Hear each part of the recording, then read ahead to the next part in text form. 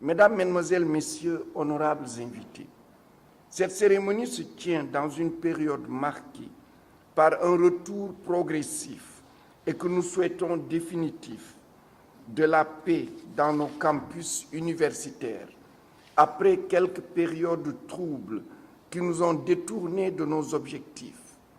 Elle se tient également dans une période particulière, marquée par de belles avancées notées dans la mise en œuvre des réformes de l'enseignement supérieur, de la recherche et de l'innovation.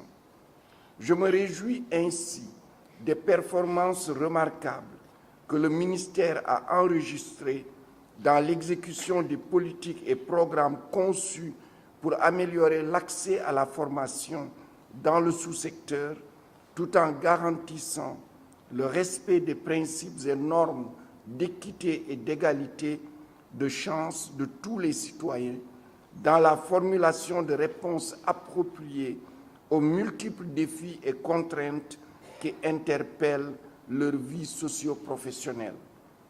Mesdames, Messieurs, nous avons mis énormément de ressources dans les infrastructures, le social et le pédagogique. Mais dans un environnement de pénurie et de manque de ressources, les demandes vont affluer, car les exigences sont fortes. Or, les efforts faits seront vains s'il n'y a pas un climat social apaisé dans les campus. J'ai acquis la conviction, après d'autres certainement, que la sécurité précède tout, la paix conditionne tout. L'insécurité et l'instabilité ne favorisent que les marchands d'armes et les agitateurs qui ne sont capables de tirer leurs ressources que d'un marché de services illicites. Oui, la sécurité des personnes et des biens, la paix et la stabilité. Dans ces différents domaines, nous avons des progrès importants à faire tant que nous ne parviendrons pas à assurer à chacun la paisible jouissance de ce qui lui est dû et de ce à quoi il a droit. Nous serons en état d'insécurité et d'instabilité.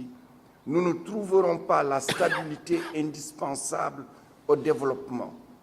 Une fois la sécurité réalisée, les espaces académiques débarrassés de leurs mines antipersonnelles, les établissements d'enseignement supérieur remis en état, les institutions restaurées et la confiance revenue, on pense à la formation et au développement, c'est-à-dire à donner la chance à chacun de s'enrichir en toute licéité à la sueur de son front et parfois à celui de son voisin, mais dans le respect des règles.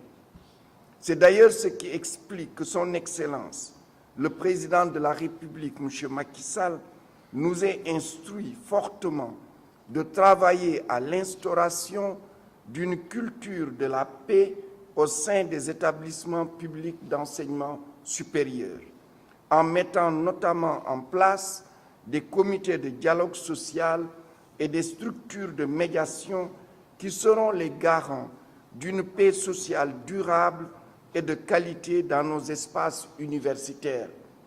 Mesdames, Messieurs, aucun intérêt ne justifie qu'on plonge un pays dans le chaos. Tous les conflits sont solubles dans le cadre des règles qui gouvernent le fonctionnement de la société. Il n'y a pas de revendication dont la satisfaction impose le recours à la violence. Nous avons une lourde responsabilité dans la propagation de la culture de la paix, parce que nous ne faisons pas ce que nous devons faire ou faisons ce que nous ne devons pas faire, que nous en sommes, 50 ans après les indépendances, à toujours organiser des sommets et des rencontres pour faire la paix. Que de campus fermés pour violence et voies de fait. Nous devons arrêter tout ça. Faisons enfin ce que nous devons faire et ne faisons pas ce que nous ne devons pas faire. C'est tellement simple comme prescription. C'est le prix de la paix, cette paix qui est indispensable au développement. Mesdames, Mesdemoiselles, Messieurs, j'ai l'intime conviction que nous valons mieux que l'image à laquelle nous renvoyons. Ensemble, nous pouvons la redorer par le travail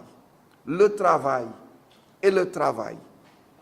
Travailler, toujours travailler, encore travailler, disait un de nos anciens présidents. Et aussi par le rétablissement de la paix et de la sécurité dans les pays, entre les pays, dans les foyers et surtout dans les campus. Chères étudiantes, chers étudiants, chaque heure de cours perdue l'est au préjudice de la société qui finance vos études.